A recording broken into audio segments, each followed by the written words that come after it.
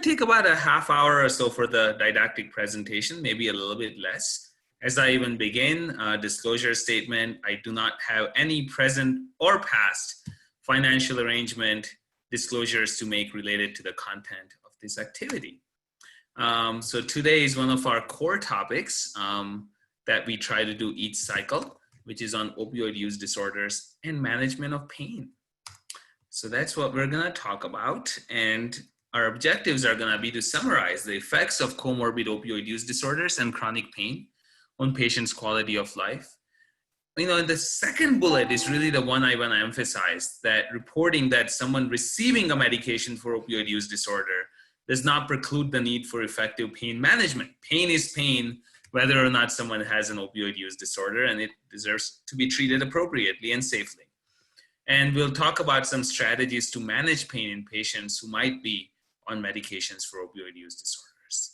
So beginning with pain, the prevalence. So this is looking at the percentage of patients with opioid use disorders who have underlying chronic pain. And you can see that, back some of the earlier studies back almost 2 decades ago said that about a third of patients with opioid use disorders also had chronic pain. But you can see how over the years, that number has kind of risen. And sort of the biggest, most recent study that I'm aware of, done by Eileen Gisser out of California, shows that about almost 2/3 of individuals with opioid use disorders had an underlying chronic pain. So certainly not the exceptions, rather the norm, right? So this is from that study. I kind of decided to focus on it for one slide because I think it's important to point out. One of the questions that often comes up is what comes first, the chicken or the egg? And what this study really showed is that the relationship seems to be bidirectional. However, more often than not, it's the chronic pain that seems to come first, even before the development of opioid use disorder. Kind of an important point to make. So what was this study like? So this study was done really over a 10-year period with over 5,000 adult participants, so quite a large sample size. And what they did was they looked at if people had pain or opioid use disorder or both at presentation initially, and then track them over time. And you can see that in about a third of patients, there was no pain. So everyone had opioid use disorder. In about a third of patients, there was no chronic pain. But in the other 2/3, as I pointed out, chronic pain and opioid use disorder occurred together. So what came first? So you can see that in almost 40% of individuals, the pain, the development of chronic pain actually happened first, and opioid use disorder developed secondarily. In about 15%, they had both OUD and pain when they came into the clinic, and they couldn't determine what came first. And in another 10%, it was the opioid use disorder came first, and then pain. Kind of important point, right? And also, perhaps not surprisingly, most people, those individuals who had chronic pain before the onset of opioid use disorder, also had high rates of mental illnesses and other health conditions. But those individuals who had opioid use disorder before the onset of pain were more likely to also have other substance use disorders, HIV and Hep C, kind of SUD-related illnesses, substance use disorder-related illnesses. So again, take-home point, for most, chronic pain and opioid use disorders often go hand in hand. When they occur hand in hand, it's much more likely that it was the chronic pain that came first. And to me, this also speaks to the need for that upstream prevention, right? Working with our primary care providers, working with our communities, leadership, to talk about responsible management of chronic pain. How can we treat chronic pain appropriately with sort of good stewardship of opioids to minimize the risk of our patients with chronic pain going on to develop opioid use disorders subsequently? So to me, that's the kind of the take-home point. So with that, let's jump right into acute pain management. How do you manage pain in individuals who have opioid use disorder? Starting with acute pain. This is public art done by someone dealing with pain. I thought this was kind of poignant. So I've included it. We'll start with a little clinical vignette. AN, 45-year-old female, status post shoulder surgery. She has a history of opioid use disorder and was previously treated with methadone twice for that opioid use disorder, but both times she stopped treatment and returned to using illicit opioids. And right before this surgery, she had been using 0.5 grams of heroin via smoking 2 or 3 times a day. Now, after the surgery, she's on a continuous infusion of morphine, right? And plus sort of a push, IV push for breakthrough pain. She last used it 2 hours ago, but she's requesting more pain medication. She reports that her pain is 9 out of 10. She's in tears. Her vital signs are stable. There is no elevation of blood pressure. There is no elevation of pulse. And when you get to the unit as the consulting provider, you are informed, quote, she is drug seeking. She's already getting more pain meds than any other patient on the unit. She doesn't need more. Besides, she's an addict and we don't want to worsen her addiction. So let's keep this patient AN in mind as we talk about sort of the principles of treating acute pain in individuals with opioid use disorders. Starting with some commonly held beliefs. We know that acute pain in general, whether or not someone has an underlying opioid use disorder, acute pain is frequently undertreated. Up to 60% of patients in inpatient settings, it's estimated have their acute pain undertreated, right? And it's been estimated, although there are no great studies showing prevalence, it's been estimated that it's probably even more so in patients with addictions with substance use disorders. There are patients with substance use disorders are at even higher risk to have their acute pain undertreated. And there is a big gulf, a big divide.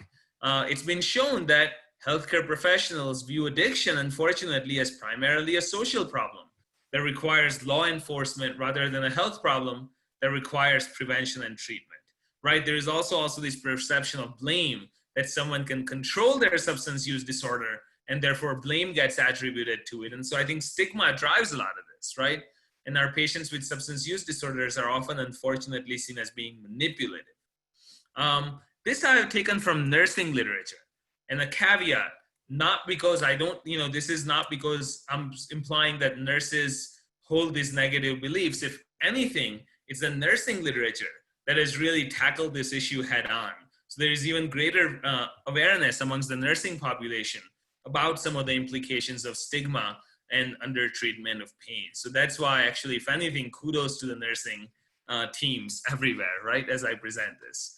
Right, so we're hearing all of us in media, media attention, opioid-related media attention, national epidemic, how it's devastating communities. There's also this underlying stigma, prejudice, also prior negative experiences, right? All of us have had challenging patients with substance use disorders that we've tried to help in the past, and those often stick out in our minds and shape, unfortunately, our future behavior, as well as lack of formal training across professions. Both treatment of chronic pain, acute pain, as well as treatment of substance use disorders don't deserve or don't get as much attention or time as what I would say is needed. I think several years ago, it was estimated that a typical medical student got only 4 hours of training in management of pain over the course of their 4 years in medical school, right? Which I think just isn't enough. So all of those factors then combine to lead to misconception about management of pain, misconceptions about individuals who are dealing with opioid use disorders, which often leads then to under-medication of patient, leading to unrelieved pain. And it's been estimated, or it's been suggested, that unrelieved acute pain has a lot of other adverse consequences, including that pain going on to become chronic, depression, anxiety, social isolation, as well as ultimately poor health outcomes and further mistrust of the healthcare system, therefore widening this gulf between our patients and our providers. So some pretty important implications of not having this acute pain adequately treated. So what is the suggested approach? So first point, I know it sounds obvious, but I think it needs to be made to accept the patient's self-reported pain. Pain is an experience. There are many factors that shape it. Pain behaviors vary widely, even based on culture, for example. And vital signs, it's been shown, are not very reliable indicators of pain intensity. So start by accepting the patient's self-reported pain. Think about, as a provider, is this addiction? Is this something called pseudo-addiction, which is a concept that's been existed for about 35, 40 years? And what really pseudo-addiction refers to is that the patient's pain is actually undertreated. So the patient is displaying all these behaviors that at the surface may seem like quote unquote drug-seeking behaviors, but it's because the patient's pain is actually undertreated. So how do you distinguish between pseudo-addiction and addiction? A key thing is functioning. What happens to the patient's functioning as you increase the dose of the medication? In the case of pseudo addiction, as you go up on the dose, as the pain relief happens, the functioning would improve. On the other hand, if it's an addiction, if it's a substance use disorder, you can keep going higher and higher on the dose of the medication, but functioning is unlikely to improve. In fact, in many cases, the functioning may worsen as the patient receives higher doses of opioids. There is also the idea of physiologic dependence, which is when a body is used to a medication and therefore requires higher doses of medications, right? If required, do not withhold opioid analgesics from people with addictions. There is in fact no data showing that acute pain management, remember I'm talking about acute pain management, the principles are very different when we're talking about chronic pain management, right? But in acute pain, acute treatment is unlikely to worsen addictions. And there are at least a couple of studies that showed that in patients who are already on methadone maintenance treatment, receiving acute opioids for acute pain did not worsen outcomes. Keep in mind, there are patients who already have an opioid use disorder, who are already in treatment, maybe have tolerance. They have that physiologic dependence, so it's not unusual for them to require even higher doses of opioids than a patient who does not have that baseline physiologic dependence. I think that's the case in our patient vignette that I presented. Also, because of that physiologic dependence, it's been suggested that the risk of respiratory suppression may be lower in some ways, right? And remember that the opioid agonist treatment will treat the baseline addiction, but not the acute pain. So why am I making that point? This comes up all the time. One of our patients who's maintained on methadone, for example, goes into the hospital, is inpatient, requires acute pain management, and we get a call saying, well, the patient's already on 80 milligrams of methadone. Shouldn't that take care of the pain? And the answer is no. That's their baseline need, and it's helping control their opioid use disorder, but it is unlikely to help that acute pain that the patient may be experiencing. So how do you manage acute pain in a patient maintained on methadone? So some basic principles. Every patient will have a home clinic, right? The clinic where they go to receive their methadone. So it's a best practice to maintain, verify what the dose is with the home clinic when they last dose, and to continue that baseline methadone. Historically, it's been very challenging because according to 42 CFR privacy regulations, methadone received from an opioid treatment program for methadone maintenance has not been reported to the PMP. So I, as a provider, can't pull up the PMP and see whether the patient is on methadone. However, in a major change that is actually about to change.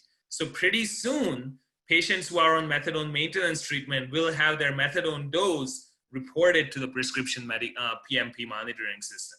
So that's a huge change that's just coming around, and that's actually gonna, I think, make this easier. But until that happens, must call the home clinic and verify. If dose cannot be verified, it's safer to break up the self-reported dose in 3 or 4 times dosing rather than giving it all at once, for 2 reasons. One is that by splitting it up, you're actually making it safer, right? If the patient, for example, is not accurate in reporting his dose, by splitting it up, you're actually reducing the risk of toxicity. And secondly, methadone works better for pain management when it's split up into 3 or 4 times a day dosing. Anyway, so doing so serves 2 purposes. What about buprenorphine? A slide on buprenorphine and acute pain management. So historically, what we used to say is that buprenorphine, because it's got a high affinity for those mu opioid receptors, what we would say is that, oh, you're gonna need acute pain management. Maybe there's an elective surgery coming up. You would stop the buprenorphine, maybe a day to 3 days prior to the procedure. Then the patient would go in, and that acute pain would be managed if needed using full mu agonists. Then those full mu agonists would be withdrawn, and the patient would be restarted on buprenorphine. We've actually gone away from that practice in many cases. And very often what we do is this, where we actually continue the buprenorphine. However, very often we split that buprenorphine dose into 3 or 4 times a day dosing and augment, often with short-acting opioids or non-opioid analgesics. So those medications can be added to the baseline dose of buprenorphine for additional analgesia. Very often it's that third bullet is what we do, where we go up on the dose of buprenorphine by about 25% and then split it up into 3 or 4 times a dosing. One option for very severe pain, of course, remains to stop the buprenorphine and switch to full mu agonist, but we try to avoid it, right? Using non-opioid medications, considering multimodal analgesia, including things like epidurals, nerve blocks, very useful strategies for acute pain management. Can I just quickly check the chat? Great, thank you. And consider consulting a pain management specialist if at all available. Of course, you can always call in the PALS line at UNM for those of you who are in New Mexico and ask to speak with a pain medication specialist if needed. Naltrexone, our third FDA-approved medication in acute pain management, is gonna be very tricky because naltrexone is gonna be blocking those mu opioid agonists very strongly. So first, good principle, patients should be advised to carry a patient alert card that informs medical personnel that they're taking injectable naltrexone. This is especially true if they're on the injectable long-acting naltrexone. I tell all my patients to carry a card just in case. If it's an elective procedure, this slide is kind of clunky, so I'm gonna rephrase it. If it's an elective procedure, for example, a surgery that's elective, then what you are gonna do is if they're taking the oral naltrexone, you want them to take the last dose at least 72 hours prior to the procedure. If they're getting the long-acting injectable naltrexone, then you want the last injection to be at least 4 weeks prior to the procedure. And then of course, treat perioperative pain using full mu agonist. But if it's an acute, sort of an emergent pain management need, then we're gonna wind up relying on that multimodal analgesia, including things like IV ketamine or even conscious sedation or general anesthesia. Things that don't necessarily go through the opioid receptors, but can still be very effective for analgesia. And anesthesiology specialists will be on board consulting and working through this patient, right? So that's the idea.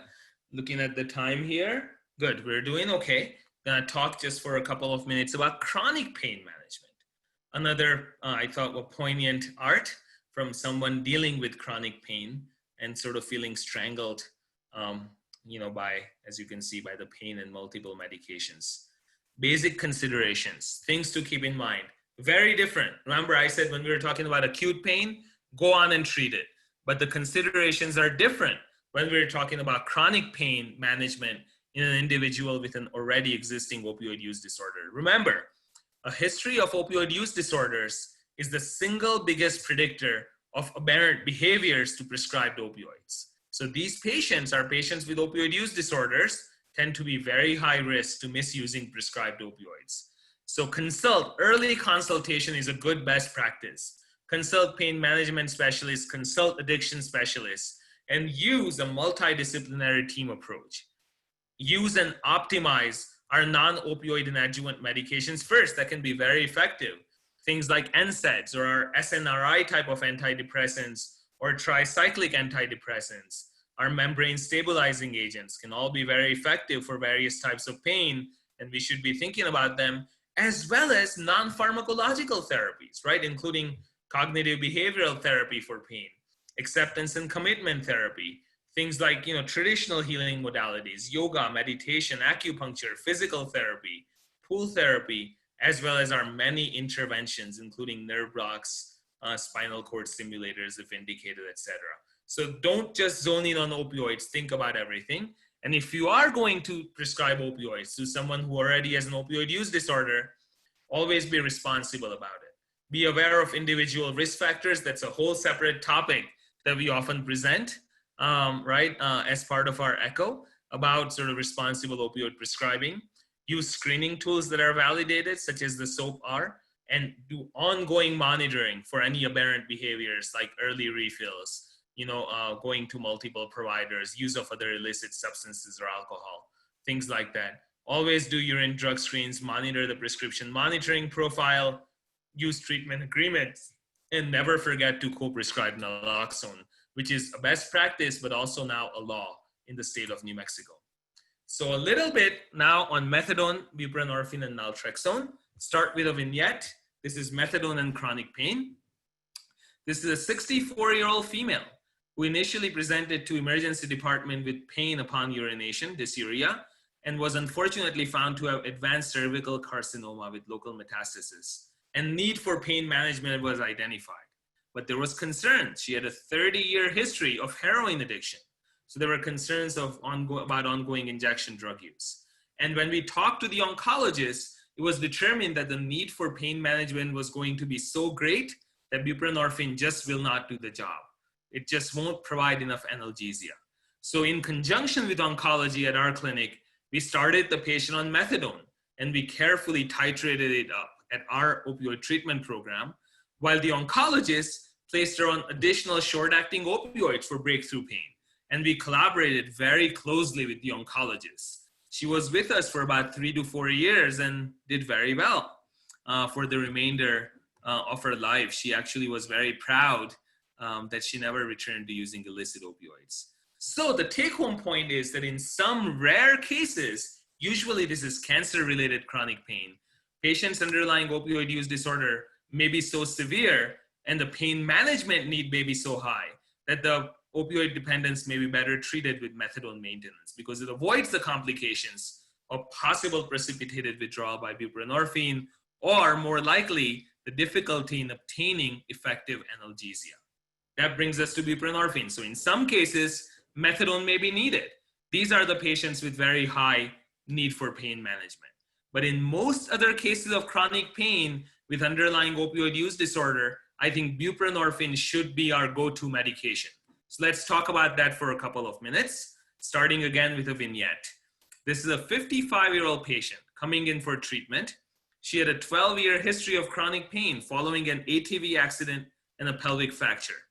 She had been on gradually increasing doses of opioids and was now, when we saw her, up to 300 morphine milligram equivalents a day. So quite a high dose. And according to our CDC guidelines, a dose at which there are many risks, including a heightened risk of overdose mortality.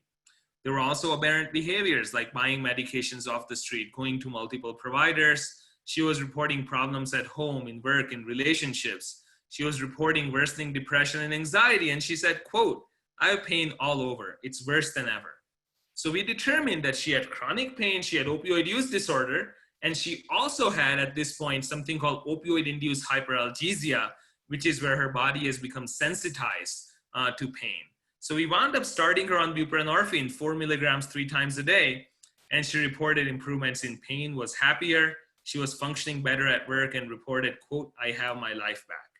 So keep in mind that buprenorphine is a great medication for pain medication, but it would be difficult to combine it with other mu agonists. So very often it's that red bullet I want to draw your attention to, that for many of our patients, and the data for this is going up every month, every year, with chronic pain and a history of opioid use disorder, may actually experience reduction of pain and of abuse liability just on buprenorphine naloxone, on Suboxone.